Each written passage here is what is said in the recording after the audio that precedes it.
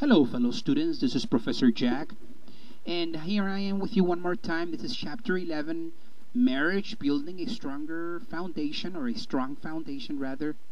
And here I am. I hope you're in good hands right now. I'm actually here having a delicious coffee, and I'm enjoying myself here. It's a good night here to discuss marriage. Another one of our lectures here to start. And so, just want you to know that this is a very important chapter for me. I myself, I am a family person, not only because I am a social worker and a professor, but because I am a happily married person.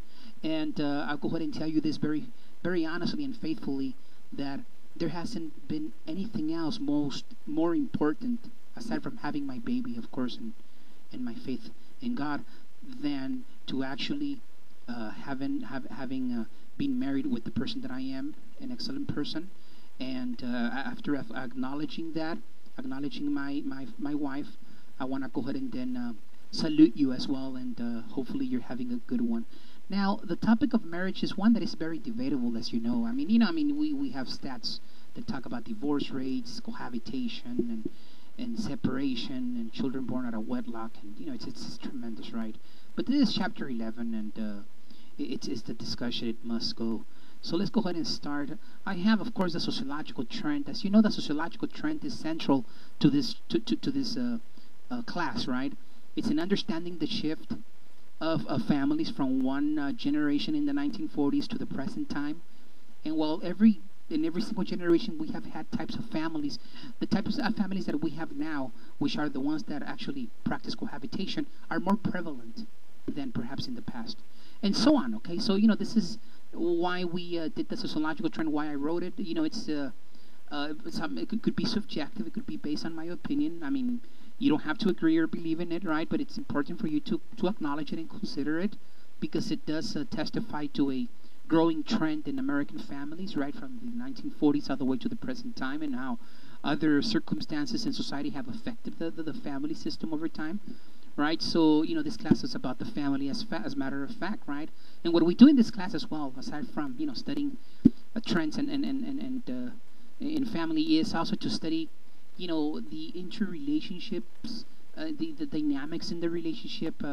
We went and studied communication, we studied mate selection, sexuality, love, friendship, and so on, right? These are dynamics that are important to cover and to discuss in a class of this nature.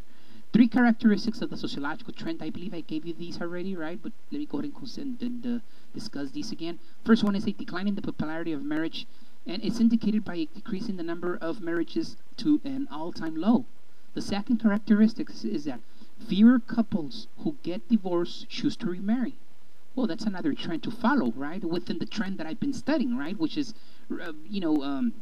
people divorcing, right? And then people they opt to remarry, but then there's less number of that nowadays, of people remarrying. It's like they don't believe in marriage anymore. You lied to me once, I was fooled once, but not 2 times. That's kind of the attitude there, right? Now, the third characteristic is the number of couples living together has increased from 500,000 in 1970 to over 5.5 million couples at present time. Living together doesn't mean they're married. Of course, they're living in cohabitation. They're cohabiting. That's kind of what I want you to understand there, right? Why are marriages successful? I would go ahead and ask you. You could go ahead and discuss and think about it, right? Love is not enough to make a marriage a successful marriage. Someone very smart would say, right? Someone very smart with good research skills, someone that has written a lot of books, perhaps someone that has done research on this area, right? But what's important is to have a strong faith and strong belief in why you're getting married, in my opinion. Love, I don't want to say it will fade away, but love will it goes in phases, right? First is romantic love, and then like 80 years later it's more like companionship, perhaps, right?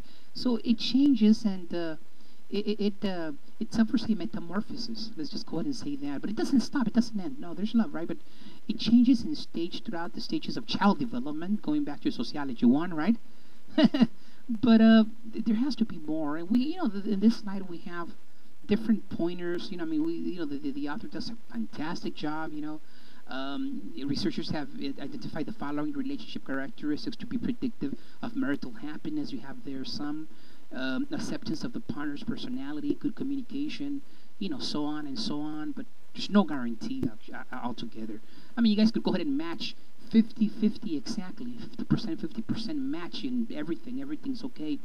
And, might not last more than a week because of other interests that were not discussed, or because the person fell in love with another person, or because the person is a player. I mean, there's 1,000,010 reasons why people will not make it work, right? I mean, two people do not share the same mind, and everyone has different beliefs and ideas and so on, right? So, I mean, it's unlimited. I mean, it's non-ending, but of course we hear always and abide by the experts, the ones that have done research, conducted research, not only you as a scholar, but also myself also. So yes, we all have to abide by the research because it's a scientific fact, right? Scientific theory that is the closest to the fact, and real professionals that study the situation. I mean, the social problem, if you want to call it a social problem, the phenomenon, right?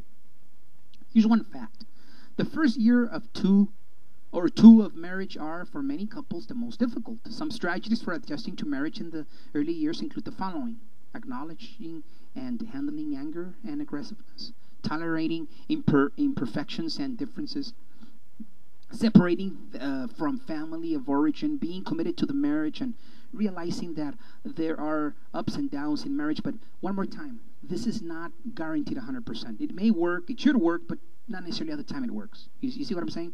So, that's important to understand. On marriage preparation, a very low percentage of couples in the U.S. enroll in a comprehensive marriage preparation program. The most useful programs include the following. We have three different marriage preparation programs, and of course, this is on the outlook of institutionalizing the ways and the forms we use to prepare for marriage in this modern era, I guess, right? Two facts there that I want you to understand for your midterm, perhaps final. Now, this is not the midterm, but the final. The one with couples have a better chance for a happy marriage when both individuals are mature, love each other. We know this. I mean, these are great facts. Couples spend too little time preparing for marriage. They fear that exposing their, I mean, we know these facts. We know what to do. We'll just think, right? But doing it and believing in it and having faith in it, I believe, in my opinion, is what matters. Going back to the, my Generating Theory of Love, watch that video. The video, the one that we watched already, the one that you guys watched, and the one that I've been speaking about, Fireproof. I mean, faith has to be involved somehow, and it may show to be more productive than counterproductive. Wouldn't you agree? And we could go ahead and disagree. It doesn't matter. The point is that, what makes marriage work?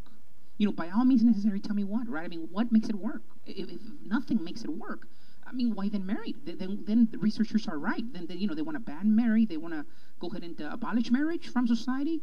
We may have people out there that have that crazy idea, right? But why? Because they have statistics that prove that marriage doesn't work. It shouldn't be part of a legal process. I mean, but I believe the contrary, and those people that are family people believe also the same way that I do, right? And hopefully, things are going to get better for those that believe in marriage. I mean, for people out together, because family is the most important agent of socialization, going back to a couple of slides and a couple of lectures ago, right? Legislation. A national survey identified 5 types of marriage from most to least happy marriages. These are the following: vitalized marriages, harmonious, traditional. I mean, those are the different types of marriages, right? And so also marriage benefits, reasons, and assessments. The benefits of marriage versus the reasons why people get married. They're there, right? Lead a healthier lifestyle, live longer. I mean, those are benefits. Great, right? Then also marriage reasons why people get married: companionship, love, intimacy, sexual satisfaction, parenthood, and so on. So it's a great chapter, and altogether, I'm very excited. I'm heads over heels when it comes to discussing marriage, because I myself, I am a marriage believer and a defender, if I could, right? In any given argument, I'm there, because marriage, without a family, we're nothing. Hopefully you took the best out of this chapter. Blessings to you. This is Jack. Bye-bye.